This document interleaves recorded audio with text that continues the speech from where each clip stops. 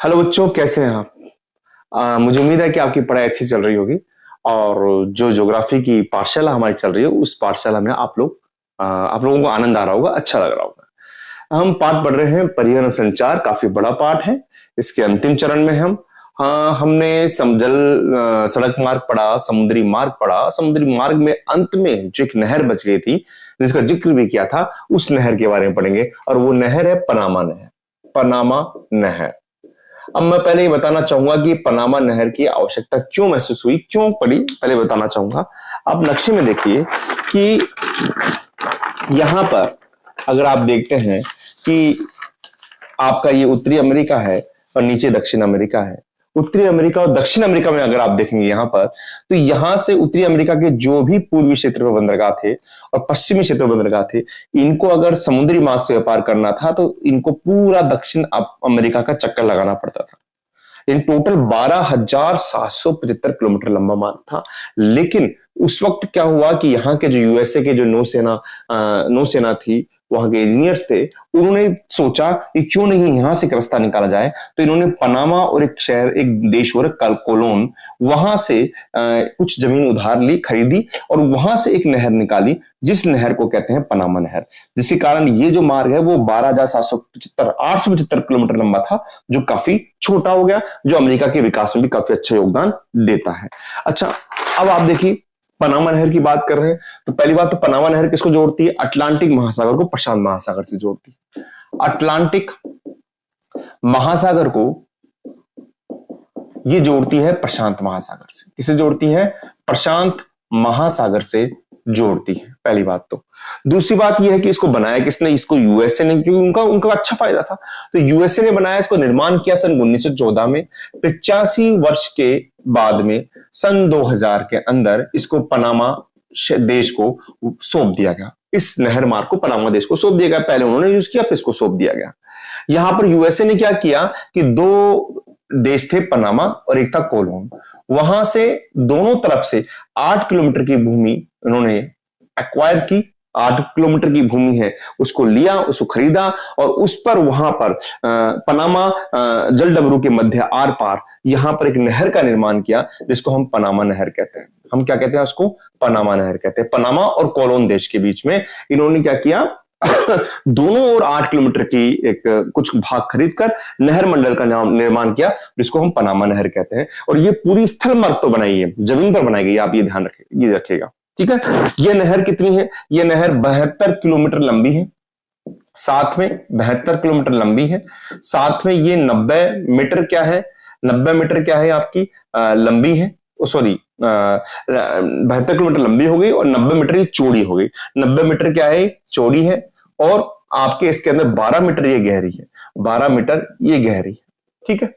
मैंने बताया कि ये स्थल मंडल पर बनी हुई है, यानी जो स्थल मंडल था वो आपके जो सागर है उससे 26 मीटर ऊंचा है लगभग।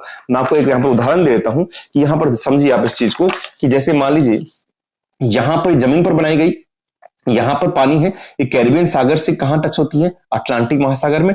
और यहां पर होती है प्रशांत महासागर में।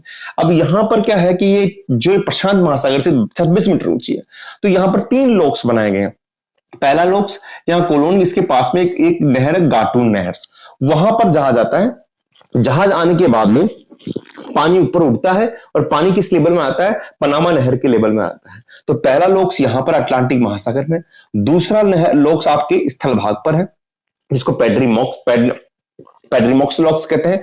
और तीसरा जो लॉक्स है वो आपके प्रशांत महासागर में है, जिसको हम मीरा लॉक्स कहते हैं। इसको हम क्या कहते हैं? मीरा लॉक्स कहते हैं।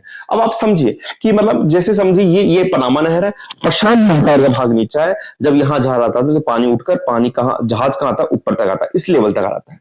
फिर उसके बाद में जहाज वापस कहां आता है? पनामा नहर में आता है। एक लोक हो गया प्रशांत महासागर में, सॉरी अटलांटिक महासागर की बात कर रहा हूं, वहां पर एक लोक हो गया गातुन लोक्स, फिर हो गया आपके पनामा के अंदर पेड्रोमिक्स लोक्स, और फिर जब आप प्रशांत में उतरेंगे तो वहां पर एक लोक्स तैयार रहता है, उसको बोलते हैं मीरा लोक्स। तो यहां पर 3 लोक्स बनाए गए हैं, इसमें 3 लॉक्स बनाए गए हैं, जिसको जल प्रबंधन तंत्र भी कहते हैं। जल प्रबंधन तंत्र भी कहते हैं। पहला है आपका गातुन लॉक्स, ये कहां पर है इसको भी आप समझ लेंगे, ये अटलांटिक महासागर में है। अटलांटिक महासागर में। कोई आपसे पूछा अटलांटिक महासागर प्रवेश कहां से होता है? कैरिबियन सागर से होता है, ये भी आप ध्यान रखेंगे, है ना। दूसरा आपके पास में है पेड्रो मिक्सलॉक्स। पेड्रो मिक्सलॉक्स ये कहां पर है? ये आपके आपके पनामा के अंदर है। ये आपके पनामा जो देश है वहीं पर है पेड्रो मिक्सलॉक्स। तीसरा आपका मीरालॉक्स है, और जो मीरालॉक्स है वो आपके है प्रशांत महासागर में, प्रशांत महासागर में है। ठीक है, तो ये पनामा नहर की कहानी है। पनामा नहर यहां पर बना हुआ है। इसके बाद में आपने एक मैंने पढ़ाया था दक्षिणी अटलांटिक प्रशांत महासागर, दक्षिणी प्रशांत महासागर पढ़ाया था, उसमें था उत्तरी पश्चिमी जो यूरोपीय देश है वो भी यहां से व्यापार करते हैं। बाद में चीन यहां पर दखल कर रहा है, और एक और देश यहां पर निकारागुआ, जहां पर वो सोच रहा है कि यहां पर एक नहर मार्ग बना दूं जिससे कि एक नहर मार्ग और बन जाए, लेकिन वहां की जो प्राकृतिक शिलाकृति है, पर्वत है, उसी कारण ये नहर बन नहीं पा रही है। तो ये आपके पनामा नहर है जो अब पनामा देश के पास में है। ठीक है, अच्छा अब हम पढ़ेंगे आंतरिक जलमार्ग। ये तो अपन ने पढ़ ली नहर, जो आंतरिक जो नहरें थी वो पढ़ ली जो मनुष्य द्वारा निर्मित थी। अब आंतरिक जलमार्ग पढ़ेंगे जो विभिन्न महाद्वीपों में पढ़ेंगे ये कौन कौन से जलमार्ग हैं। बड़ा ही आप इसको नक्शे के हिसाब से करेंगे, आपको केवल नदियों के नाम देखने हैं। पहला हम पढ़ते हैं आंतरिक जलमार्ग। अब आंतरिक जलमार्ग में क्या आएगा? आंतरिक जलमार्ग वो जलमार्ग होते हैं जो किसी भी देश के अंदर भीतर ही एक स्थान से दूसरे स्थान पर आपको क्या करते हैं, परिवहन का साधन उपलब्ध कराते हैं, जहां से आप नहर के द्वारा या मान ली नदियों के द्वारा या झीलों के द्वारा आप परिवहन के साधन का प्रयोग कर सकते हैं। नहर, झीलें व नदियों के द्वारा। अब हम यहां पर पहला जो अब ले रहे हैं वो है यूरोप। हम पहला जो ले रहे हैं यूरोप। अब देखिए यूरोप की बात करें, मैं आपको नक्शे में बताऊंगा एक बार, फिर आप देखिएगा। हम अगर यूरोप की बात करते हैं तो यूरोप के अंदर जो जलमार्ग ले रहे हैं, नहरें ले रहे हैं, नदियां ले रहे हैं, आप समझिएगा। आपके बुक में ज्यादा नहीं दे रखा, केवल नाम दे रखे हैं। लेकिन हम बात करते हैं, पहले थोड़ा सा मैं बता दूं आपको यूरोप के बारे में कि यहां से जिब्राल्टर जलसंधि से गए थे तो यूरोप के दक्षिण के अंदर आपके भूमध्य सागर है, थोड़ा सा आप याद रखिएगा। यहां पर एड्रियाटिक सागर है, इटली से और इधर के बीच में एड्रियाटिक सागर है। ठीक है, अच्छा, और यहां पर आप तुर्की से ऊपर लेंगे तो काला सागर है। ये कुछ सागर मैं आपको बता रहा हूं, ध्यान रखिएगा। पहला भूमध्य सागर है, आपके इटली से यहां यानी पूरब की तरफ यहां पर एड्रियाटिक सागर है। फिर आपके रोमाने के बाद एक बड़ा सा सागर आता है, काला सागर है। और फिर आपके तुर्कमेनिस्तान और यहां पर आता है कैस्पियन सागर है ना। यहां पर आपका आ गया कैस्पियन सागर आ गया। ठीक है, और आपके फ्रांस और बेल्जियम, नीदरलैंड इसके ऊपर जाएंगे, यहां पर उत्तरी सागर है। और फ्रांस और इंग्लैंड के बीच में इंग्लिश चैनल है। कौन सा है? इंग्लिश चैनल है। मैं ये क्यों बता रहा हूं कि यहां पर नदियों का मुआना है, नदी अपना जल छोड़ती है, तो आपको ध्यान रखना चाहिए। जैसे एक बार अगर अपन थोड़ा सा अगर इसको यूं रफली बनाएं तो आप यूं समझिए कि जैसे मान लीजिए ये यूरोप महाद्वीप है, तो इसके यहां पर क्या है? इंग्लिश चैनल है। यहां पर क्या है? इंग्लिश चैनल है। यहां पर आपके उत्तरी सागर है, उत्तरी सागर है। यहां पर आपके भूमध्य सागर है, भूमध्य सागर है। यहां से आप थोड़ा सा यूं लेकर, यहां से इटली को आप यूं लेंगे तो इटली से आप लेंगे तो यहां पर कौन सा है? एड्रियाटिक सागर है, एड्रियाटिक सागर है। और यहां से आप लेंगे इधर की तरफ तो यहां पर आपका आएगा काला सागर आएगा। कौन सा आएगा? काला सागर आएगा। और फिर यहां पर एक और सागर आता है, उसका नाम है कैस्पियन सागर है। वो कौन सा है? कैस्पियन सागर है। तो पहले हम बात करते हैं यूरोप के अंदर कुछ नदियों की। जैसे अगर हम बात करें यहां पर उत्तरी सागर में गिरने वाली नदी, तो उत्तरी सागर में जो गिरने वाली नदियां हैं आपके उत्तरी सागर में, तो यहां पर कई नदियां गिर रही हैं। उनमें से जो पहली जो महत्वपूर्ण नदी है उसका नाम है राइन नदी। उसका नाम क्या है? राइन नदी। देखिए राइन नदी आपके यहां पर स्विट्जरलैंड से निकलती है। ठीक है, स्विट्जरलैंड से निकलकर वो स्विट्जरलैंड ऑस्ट्रिया, स्विट्जरलैंड फ्रांस, और फ्रांस जर्मनी की सीमा बनाते हुए और नीदरलैंड के यहां से उत्तरी सागर में जाकर गिर जाती है, उत्तरी सागर में गिर जाती है। वापस बता देता हूं, आपकी स्विट्जरलैंड से निकलती है, कई देशों की सीमा बनाती है, जैसे स्विट्जरलैंड और ऑस्ट्रिया। आपकी बनाती है स्विट्जरलैंड और ऑस्ट्रिया, फिर बनाती है स्विट्जरलैंड फ्रांस, फिर फ्रांस और जर्मनी, और यहां से फिर ये नीदरलैंड के पास से होकर उत्तरी सागर में गिर जाती है। तो पहली जो नदी है वो यहां ले रहा हूं, राइन नदी। वो कौन सी नदी है? राइन नदी। कहां पर मुख्य नदी किसकी है? जर्मनी की है। ये विश्व की सबसे व्यस्ततम नदी है, विश्व की सबसे व्यस्ततम नदी है, व्यस्ततम नदी है। ये कहां से निकल रही है? ये स्विट्जरलैंड से निकल रही है, स्विट्जरलैंड से निकल रही है। फिर ये स्विट्जरलैंड ऑस्ट्रिया, मैं इसको आगे और कराऊंगा आपको। फिर स्विट्जरलैंड फ्रांस, फिर फ्रांस और जर्मनी, इनकी सीमा बनाते हुए और नीदरलैंड से कहां गिरती है? उत्तरी सागर में गिरती है। कहां गिरती है? उत्तरी सागर में। यहां पर जर्मनी का जो एक पर्वत है, ये दो ब्रंस घाटी में से बहती है। ब्रंस घाटी यानी दो पर्वतों के बीच के भाग, यानी दो, एक पर्वत ये रहा और एक पर्वत ये रहा, ऐसे दो पर्वतों के बीच के भाग में से बहती है। तो एक पर्वत जो जर्मनी का है उसका नाम है ब्लैक फॉरेस्ट है, थोड़ा सा अगर आपको जीके के हिसाब से याद करें। और फ्रांस का है वॉसजेज, क्या नाम है? वॉसजेज पर्वत है, इनके बीच में से निकलती है और उत्तरी सागर में जाकर ये गिरती है। ठीक है। अच्छा, इसमें कुछ बात और भी है कि यहां पर ये जो आपकी जो नदी है, यहां पर ये इस नदी के किनारे, इस नदी के किनारे अगर मैं बात करूं, राइन नदी के किनारे बात करूं, तो एक तो आता है आपका रोटरडम बंदरगाह। कौन? अब हम बात करते हैं राइन नदी की, बात करते हैं यूरोपीय को पढ़ रहे हैं, यूरोप के आंतरिक जलमार्ग पढ़ रहे हैं, तो ये राइन की बात करते हैं। राइन मुख्यतः अगर हम नाम लें तो जर्मनी से जुड़ी हुई है।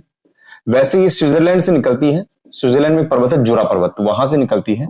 स्विट्जरलैंड से निकलकर ये स्विट्जरलैंड ऑस्ट्रिया की सीमा, फिर स्विट्जरलैंड फ्रांस की सीमा, फिर फ्रांस जर्मनी की सीमा, फ्रांस और जर्मनी की सीमा बनाते हुए नीदरलैंड से होकर उत्तरी सागर में गिरती है, उत्तरी सागर में गिरती है। फ्रांस में दो ब्लॉक माउंटेन है, उनके बीच ब्रस घाटी में से बहती है। फ्रांस का वॉसजेस पर्वत है और जर्मनी का ब्लैक फॉरेस्ट पर्वत है, ब्लैक फॉरेस्ट पर्वत है। यहां से ये ब्रस घाटी के रूप में बहती है। इतना आप समझ गए हैं।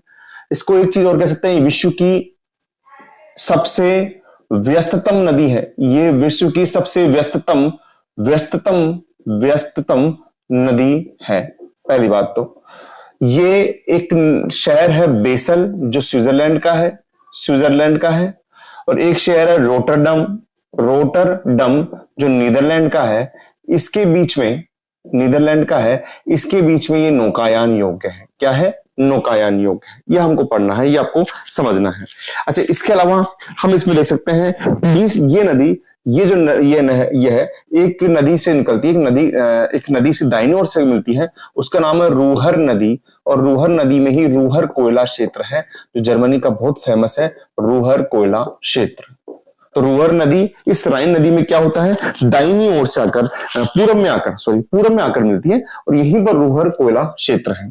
तो ये हमने राइन नदी के बारे में पढ़ लिया। राइन नदी इसके अलावा आप देख सकते हैं कि ये स्विट्जरलैंड है, आपके ऑस्ट्रिया है, फ्रांस है, जर्मनी है, यहां से होते हुए उत्तरी सागर के द्वारा अटलांटिक महासागर में जाकर अपना जल छोड़ती है।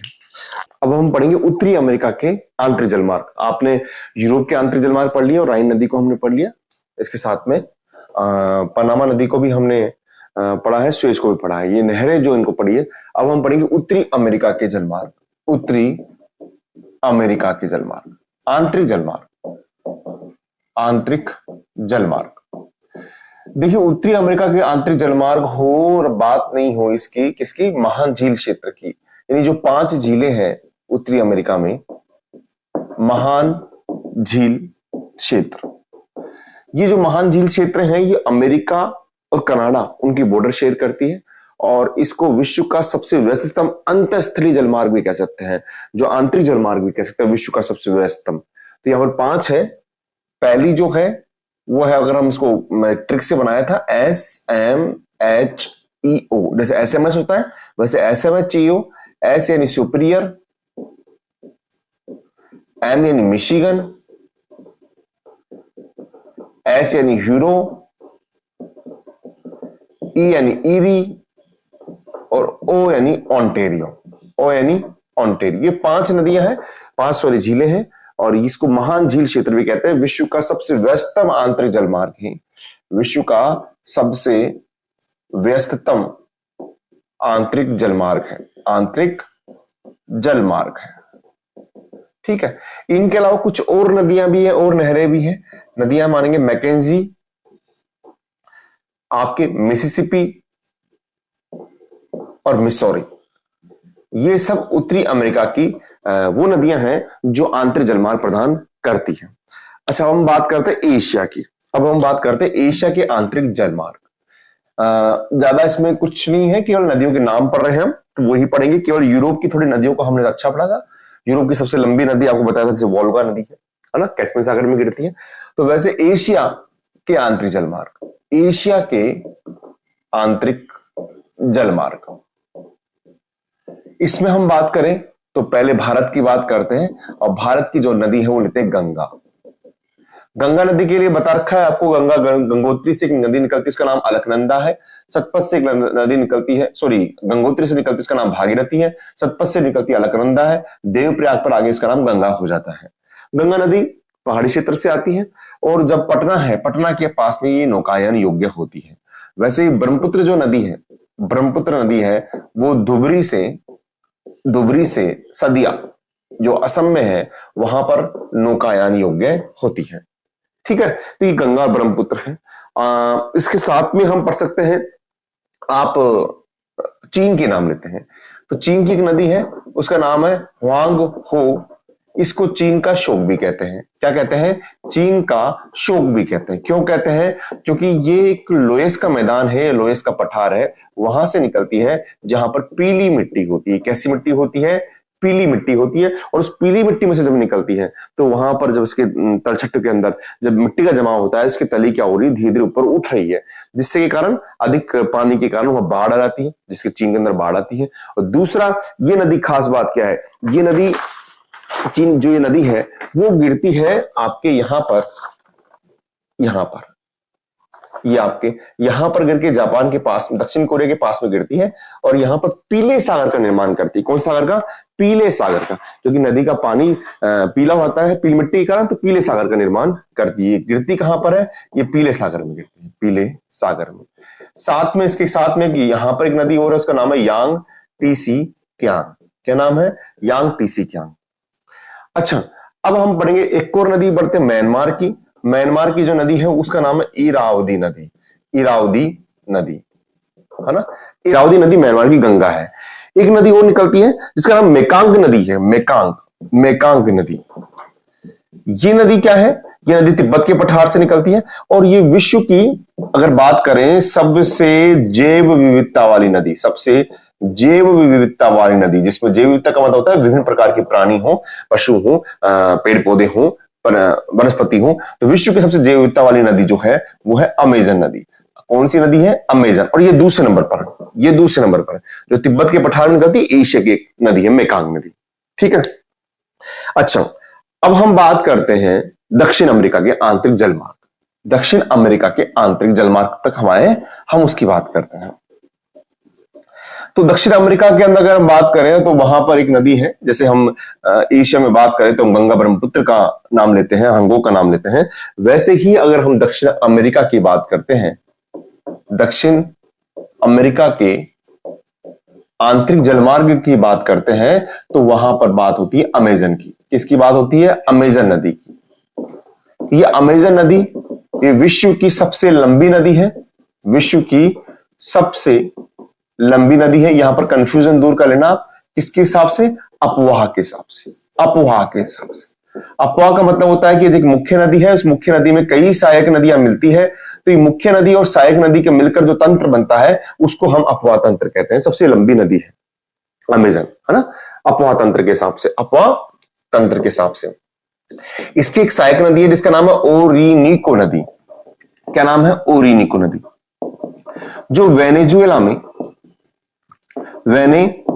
में विश्व का सबसे ऊंचा जलप्रपात बनाती है। विश्व का सबसे ऊंचा जलप्रपात बनाती है, जिसको हम कहते हैं एंजल जलप्रपात। ठीक है ना, सबसे ऊंचा जलप्रपात बनाती है, इसको हम एंजल जलप्रपात कहते हैं।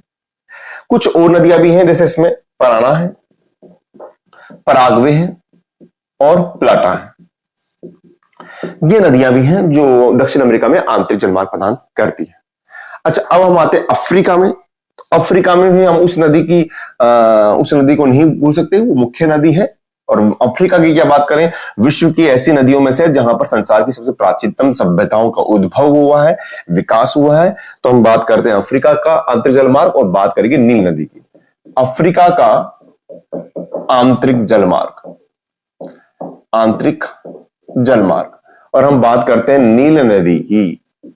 और नील नदी, हाँ, एक अमेजन में बताया था ये विश्व की सबसे ज्यादा जैव विविधता वाली नदी है, बताना भूल गया मैं, सबसे ज्यादा जैव विविधता वहां पर है। नील नदी विश्व की सबसे लंबी नदी है, विश्व की सबसे लंबी नदी है। यहां पर एक सभ्यता का विकास हुआ है जिसको मिस्र की सभ्यता भी कहते हैं। क्या कहते हैं उसको? मिस्र की सभ्यता भी कहते हैं। अन्य जो नदियां हैं वो कांगो के जंगल है, तो कांगो और एक नाइजर है, कांगो और नाइजर, ठीक है। अच्छा, और है ऑस्ट्रेलिया के आंतरिक जलमार्ग। मैंने बताया था आपको, केवल नाम जो अपन देख रहे हैं, ऑस्ट्रेलिया के आंतरिक जलमार्ग,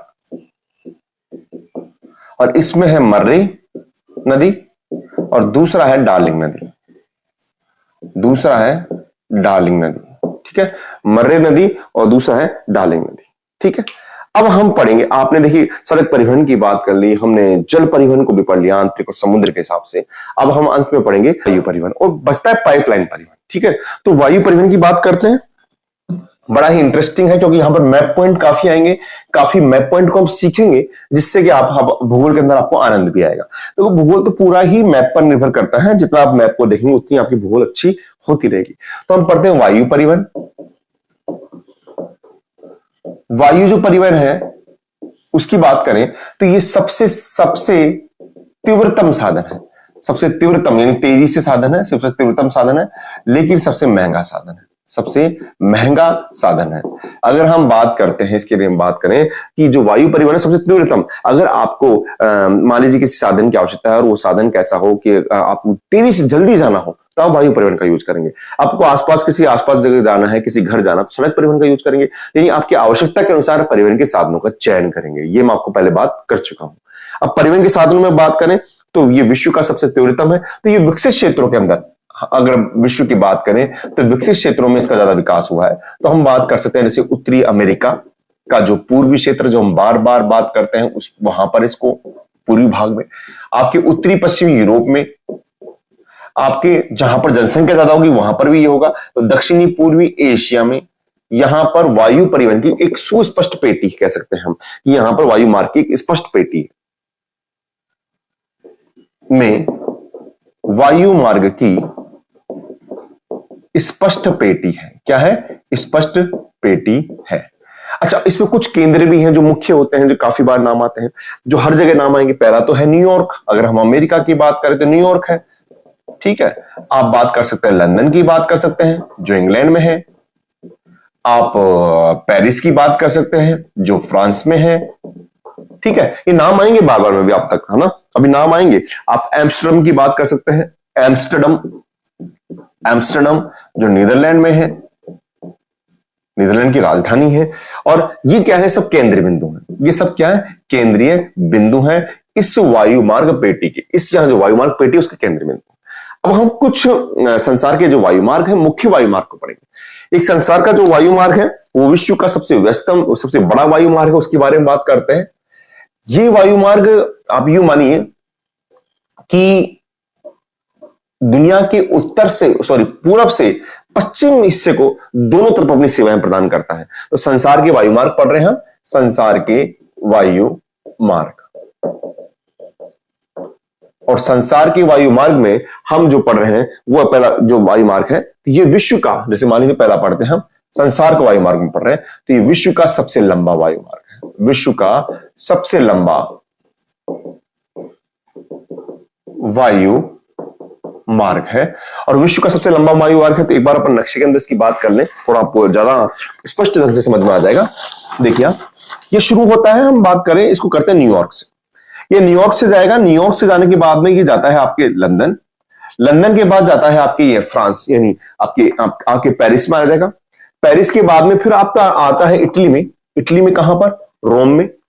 रोम के बाद में आता है काहिरा। काहिरा कहां है? आपके यहां पर मिस्र में काहिरा है, आपको दिख रहा होगा। फिर यहां से आता है आपकी दिल्ली, दिल्ली मैं जाते तो पूरी जगह जगह, लेकिन मुख्य केंद्र बता रहा हूं मैं, दिल्ली से फिर मुंबई, मुंबई से कोलकाता, फिर कोलकाता से कहां जा रहा है, कोलकाता से जा रहा है सीधा ये हांगकांग, ठीक है, और हांगकांग से कहां जा रहा है ये टोक्यो, हांगकांग से कहां जा रहा है आपके टोक्यो। तो एक तरीके से इसने कहां से, यहां से स्टार्ट किया और वहां तक चले गया, यानी पश्चिम से पूर्व की ओर चला गया।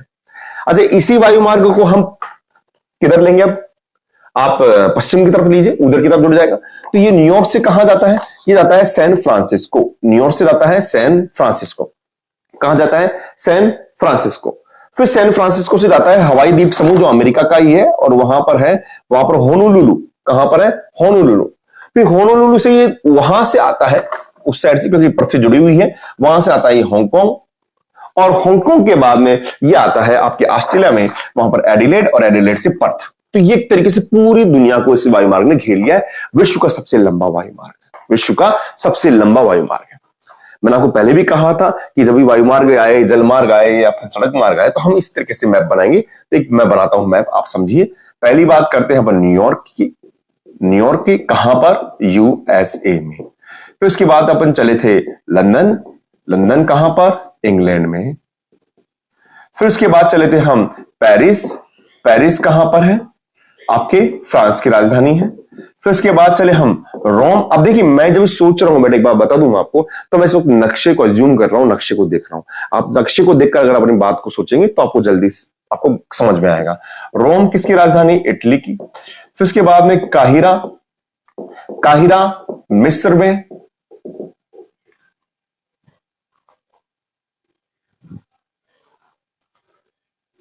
काहिरा मिस्र में आ गया। काहिरा के बाद में आप आएंगे दिल्ली, मुंबई, कोलकाता, ये भारत में है तीनों, ये तो आप जानते ही हैं। कोलकाता के बाद में हांगकांग, और हांगकांग के बाद में आप ऊपर चलाइए, ज्यादा अच्छा रहेगा क्योंकि जापान ऊपर है, तो टोक्यो, तो टोक्यो जापान की राजधानी है। ठीक है, तो ये एक भाग हो गया। इधर से ही ये जाता है आपके पश्चिम की ओर, तो यहां पर है सैन फ्रांसिस्को, सैन फ्रांसिस्को, ये कहां पर है, यूएसए में। फिर एक आता है जो एक ऐसा स्टेशन है जहां पर जो भी आपके जलमार्ग हो या वायुमार्ग हो, वहां पर अपना पेट्रोल, अपना जो भी ईंधन लेते हैं। ये काफी एक विश्राम पतन के रूप में भी कह सकते हैं, होनोलुलु। ये कहां पर है, ये हवाई द्वीप समूह पर है, हवाई द्वीप पर है। और हवाई द्वीप किसका है, यूएसए का है। यहां से आता है वापस हांगकांग। आप यूं मान लीजिए कि यहां से कहां आ गया, ये सीधा कहां आ गया, वापस हांगकांग। वैसे तो ये पार्ट वहां से जुड़ रहा है, अगर आप इसको यूं ले ज्यादा बेटर रहेगा। ये कहां आ गया, यहां से यूं जाएगा, और ये कहां जुड़ जाएगा, हांगकांग, ये उधर से आएगा। और हांगकांग से आपके पास में यहां पर आएगा एडिलेड, और एडिलेड से आएगा यहां पर पर्थ। तो विश्व का सबसे लंबा जलमार्ग है। यहां पर सभी पॉइंट्स को आपको नक्शे पर देखना है, ये नक्शे में जरूर आते हैं। ठीक है बेटा, अब आगे देखिए, आप इसको समझ चुके हैं। आगे देखिए, अब हमें तो अब महाद्वीपीय वायुमार्ग पढ़ेंगे हम। महाद्वीपीय वायुमार्ग का मतलब होता है कि ऐसे वायुमार्ग जो एक ही महाद्वीप, देश तो बदलते हैं लेकिन उनके महाद्वीप नहीं बदलते, एक ही महाद्वीप पे रहते हैं। जैसे हम बात करें यहां पर न्यूयॉर्क की बात की आपने, न्यूयॉर्क यूएसए में है। न्यूयॉर्क के बाद में अगर आते हैं शिकागो में, शिकागो भी यूएसए में है। और फिर उसके बाद में आता है मॉन्ट्रियल, और मॉन्ट्रियल कनाडा में है। मॉन्ट्रियल आपने पढ़ा भी था, मॉन्ट्रियल क्यूबेक औद्योगिक प्रदेश। ठीक है, तो ये एक महाद्वीप वायुमार्ग हो गया। ऐसे वायुमार्ग जो एक ही महाद्वीप के अंदर गमन करते हैं, एक ही महाद्वीप में अपनी सेवाएं प्रदान करते हैं, उन्हें महाद्वीप वायुमार्ग कहते हैं। जैसे हम भारत में भी ले सकते हैं। जैसे मान लीजिए आपने भारत का, आपने दिल्ली ले लिया, सपोज कीजिए, आपने सपोज कीजिए दिल्ली लिया, आपने दिल्ली ले लिया। दिल्ली के बाद में आपने कोलकाता ले लिया। उसके बाद में आपने हांगकांग ले लिया, हांगकांग, और फिर आपने टोक्यो ले लिया। तो यहां पर देश चेंज हो रहे हैं, लेकिन महाद्वीप एशिया है, यहां पर उत्तरी अमेरिका है। तीसरा होता है राष्ट्रीय वायुमार्ग। राष्ट्रीय वायुमार्ग क्या होते हैं, जो एक ही देश में अपनी सेवाएं प्रदान करते हैं। राष्ट्रीय वायुमार्ग जो एक ही देश में अपनी सेवाएं प्रदान करते हैं। जैसे आपने दिल्ली ले लिया, दिल्ली के बाद में आपने मुंबई ले लिया, मुंबई के बाद में आपने कोलकाता ले लिया। तो ये क्या हो गया, राष्ट्रीय वायुमार्ग हो गए हैं। अच्छा, इसी के अलावा हम ले सकते हैं, जैसे उत्तरी अमेरिका में ले लेते हैं, न्यूयॉर्क ले लिया, न्यूयॉर्क के बाद में आपने शिकागो ले लिया, शिकागो, शिकागो, और फिर आपने ले लिया सैन फ्रांसिस्को, सैन फ्रांसिस्को। ये आपके हो गए राष्ट्रीय वायु मार्ग। समझने वाली बात है कि जो भी नाम आ रहे हैं, न्यूयॉर्क आ रहा है, शिकागो आ रहा है, मॉन्ट्रियल आ रहा है, ये सब आपको नक्शे के अंदर कर रहे हैं, क्योंकि ये नक्शे के अंदर आता है। और दूसरी बात है, नक्शे में क्वेश्चन आएगा तो छोटा ही 2 नंबर का आएगा, लेकिन उससे आपकी समझ विकसित होगी और आप बाकी चैप्टर्स को भी अच्छे ढंग से याद कर पाएंगे। तो अब इसमें हम अंतिम पड़ाव में लाने से पहले एक और हम थोड़ा सा देख लेते हैं। इसको हम बोलते हैं प्रादेशिक वायु मार्ग। क्या बोलते हैं? प्रादेशिक वायु मार्ग। तो प्रादेशिक वायु मार्ग वो होते हैं जो छोटी छोटी दूरियों को तय करते हैं, एक ही राज्य के अंदर, एक ही जिले के अंदर, एक छोटी छोटी दूरियों को तय करते हैं। किसी प्रदेश के अंदर छोटी छोटी यात्राओं को समय की बचत के लिए जो किया जाता है, उसे हम प्रादेशिक वायु मार्ग कहते हैं। प्रादेशिक वायु मार्ग जो प्रदेश के अंदर, एक क्षेत्र में छोटी छोटी दूरियों को तय करते हैं समय की बचत के लिए। ठीक है। अच्छा, अब अंत में हम पढ़ेंगे पाइपलाइन परिवहन। ये परिवहन एवं संचार पाठ है, थोड़ा बड़ा हो गया था। अब हम इसके अंतिम पड़ाव पर हैं, परिवहन, पाइपलाइन परिवहन। देखिए, पाइपलाइन परिवहन को आप समझिए, पाइपलाइन परिवहन में क्यों काम लेते हैं? क्योंकि पाइपलाइन परिवहन से अगर आपको मान लीजिए पेट्रोल लेकर जाना है, प्राकृतिक गैस लेकर जानी है, डीजल लेकर जाना है, तो आप दूध लेकर जाना है कई जगह पर, तो आप पाइपलाइन परिवहन के द्वारा उसको अच्छे ढंग से आप एक स्थान से दूसरे स्थान में पहुंचा सकते हैं बिना किसी समस्या के। तो ये होता है पाइपलाइन परिवहन। पाइपलाइन परिवहन यानी इसमें आप ये समझ सकते हैं कि पाइपलाइन द्वारा पेट्रोल व प्राकृतिक गैसों को आप बिना किसी रुकावट के, पेट्रोल प्लस प्राकृतिक गैसों को बिना किसी रुकावट के आप गंतव्य स्थान पर या एक स्थान से दूसरे स्थान पर आप इसको पहुंचा सकते हैं बिना किसी अवरोध के। अब विश्व की प्रमुख पाइपलाइन पढ़ते हैं अपन। विश्व की प्रमुख पाइपलाइन, यहां पर क्वेश्चन बनता है, आपसे पाइपलाइन के द्वारा पूछा जाता है। मैंने जो टेस्ट इसमें लगवाए हैं, जो टेस्ट आपका दिया है मल्टीपल वाला, उसमें क्वेश्चन भी दिए हैं इसके। पहला है बिग इंच पाइपलाइन। संबंध आता है कि संबंध किससे है? तो बिग इंच पाइपलाइन। देखिए, बिग इंच पाइपलाइन आपको नाम से थोड़ा सा याद करना है। पाइपलाइन तो हम नक्शे में देखेंगे, ये मैक्सिको की खाड़ी के पास में, ये मैक्सिको की खाड़ी में, क्योंकि देखो पेट्रोल जो होता है, प्राकृतिक गैस होता है, हमेशा तटीय क्षेत्रों में मिलेगा, क्योंकि वहां पर जो जीवाश्म होते हैं, कोयले होते हैं, वो नदी घाटी के द्वारा दब जाते हैं, तो वहीं पर पेट्रोल की उत्पत्ति होती है, जैसे हम कोयले की उत्पत्ति होती है। तो बिग इंच पाइपलाइन होती है मैक्सिको की खाड़ी के पास में। मैक्सिको की खाड़ी के पास में जो भी पूर्व तटीय राज्य हैं, इनको सेवा प्रदान करते हैं, जैसे मैक्सिको हो गया और अमेरिका का जो ये हो गया, इन क्षेत्रों को। मैक्सिको खाड़ी कहां से है? जो कैरिबियन सागर से युकाटन चैनल जलमार्ग से अपन मैक्सिको खाड़ी में प्रवेश करते हैं, ये मैंने बात की। दूसरा भी मैं बता देता हूं आपको, टेप पाइपलाइन। टेप पाइपलाइन कहां पर है? ये मिस्र को, यहां पर मिस्र है और यहां पर फारस की खाड़ी है, जहां पर फारसी खाड़ी ईरान के पास में, यहां पर ये सेवाएं प्रदान करती है, यानी यहां पर ये क्या करती है, उसको जोड़ती है, वहां पर आपको ये प्राकृतिक गैस से पेट्रोल उपलब्ध कराती है। अंत में है कोमकेन पाइपलाइन। कौन सी है? कोमकेन पाइपलाइन।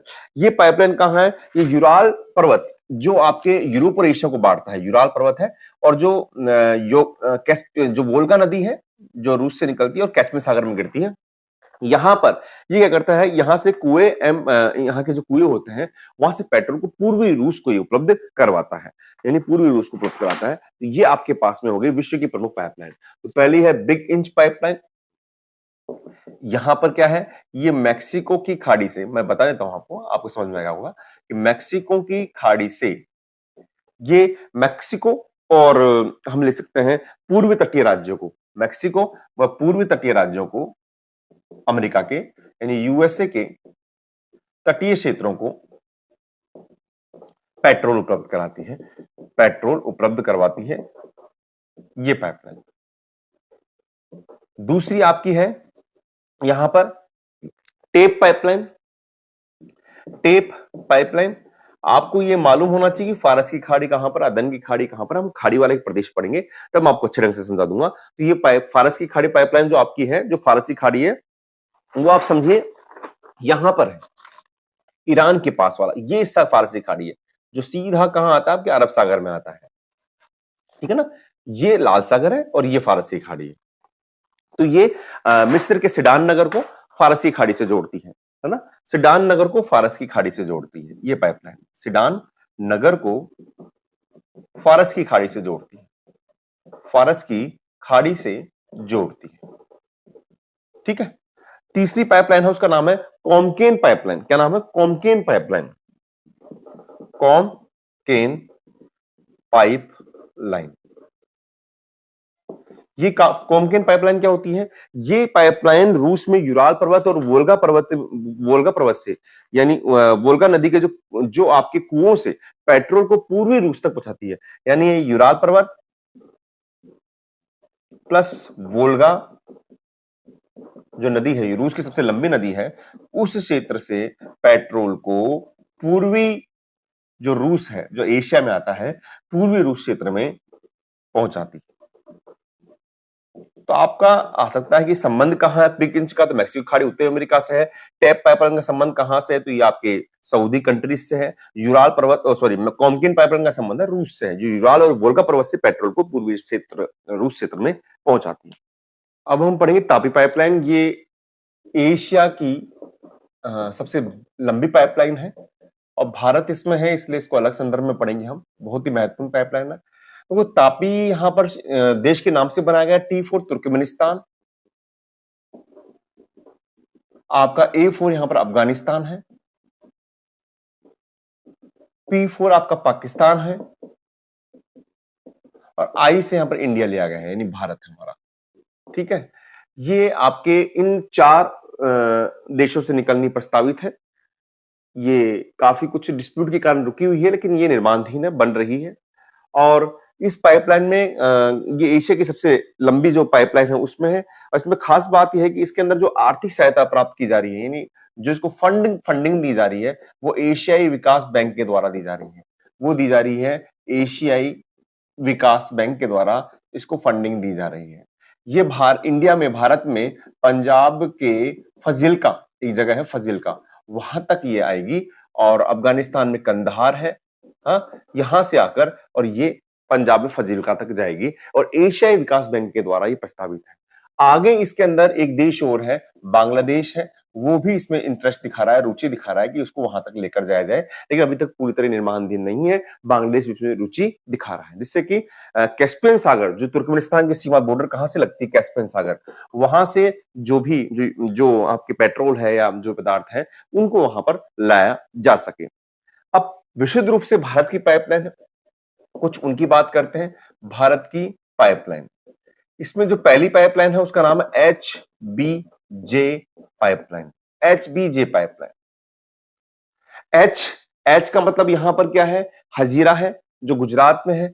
एच यानी हजीरा, हजीरा जो कहां पर है? गुजरात में है, यहां से निकलती है। फिर B4 यहां पर है, विजयपुर है। क्या नाम है? विजयपुर है, जो मध्य प्रदेश में है। विजयपुर जो कहां पर है? मध्य प्रदेश में है। और फिर है जगदीशपुर। क्या है? जगदीशपुर, ये यहां तक जाती है, जो यूपी में है। और इसको ये जो है, इस पाइपलाइन का जो नियंत्रण, जो कार्य है, वो किसके द्वारा किया जा रहा है? गेल के द्वारा किया जा रहा है, गेल के द्वारा। ये हमारे भारत के अंदर पेट्रोल या परिवहन गैस या प्राकृतिक गैस, उनके परिवहन, उन पाइपलाइन का निर्माण, उनके परिवहन के लिए एक प्रमुख संस्था है गेल। इसका नाम है gas authority of India. Gas, A for authority, India limited, gas authority India limited. यानी इसका जो नियंत्रण कार्य है HBJ का, या बात करें बाकी पाइपलाइन का भी, वो गेल के द्वारा किया जा रहा है, GAIL, गैल। आपकी जो दूसरी है वो OIL है, oil India limited. Oil India limited pipeline, oil India limited pipeline है। और ये कहां से कहां तक है? ये बरौनी जगह है, ये नक्शे में आएगा, आपके आ सकता है। ये बरौनी बिहार से, बरौनी कहां पर है? बिहार में है। और यहां से नहर कटिया असम में, यहां तक इसे प्रस्तावित है। और ये एशिया की प्रथम देश पारीय पाइपलाइन है। ये OIL क्या है? एशिया की देश पारी, यानी एक पूरे देश के कोने तक जा, एशिया की प्रथम देश पारीय पाइपलाइन है, देश पारीय पाइपलाइन है, बरौनी बिहार से नहर कटिया असम तक। ठीक है। अब इसमें कई अन्य पाइपलाइन बनाई जा रही है, लेकिन जो इतनी महत्वपूर्ण है, एक पाइपलाइन है जो सलाया गुजरात से लेकर, सलाया, अब ये नाम भी आ जाता है आपको, ये केवल आपको इसलिए बता रहा हूं कि नक्शे में आए तो आप कर सकते हैं। सलाया गुजरात से मथुरा, यूपी तक प्रस्तावित है। आपको पता है सबसे ज्यादा पेट्रोल कहां मिलता है? वो मुंबई हाई से मिलता है। तो मुंबई हाई से, वहां से, यानी मुंबई हाई कहां पर है भारत में? अगर बात करें तो मुंबई हाई आपकी यहां पर है। यहां से इन पेट्रोल को कहां ले जाना, जैसे मथुरा यूपी है, सलाया गुजरात से, यहां से लेकर जाना और इनको लेकर जाके पूरे देश के अंदर एक परिवहन तंत्र बनाना है, जिससे हम इस पेट्रोल को, प्राकृतिक गैस का परिवहन कर सकें। मुझे उम्मीद है कि आपको चैप्टर समझ में आ गया होगा। हमने इसमें सड़क परिवहन से लेके जल परिवहन की बात करी, वायु परिवहन की बात करी, पाइपलाइन परिवहन की बात करी। इसका एक टेस्ट भी दे दिया गया है जो डिस्क्रिप्शन बॉक्स में दे दिया जाएगा। आप इस वीडियो को आराम से देखिए और यूं ही पढ़ते रहिए। अब मैं नेक्स्ट वीडियो लेकर आऊंगा जो इस पार्ट का अंतिम वीडियो है, जिससे हमारा जो ज्योग्राफी का जो फर्स्ट पार्ट जो है हमारा, वो कंप्लीट हो जाएगा। आप यूं ही आगे बढ़ते रहिए और पढ़ते रहिए। ठीक है बेटा, थैंक यू।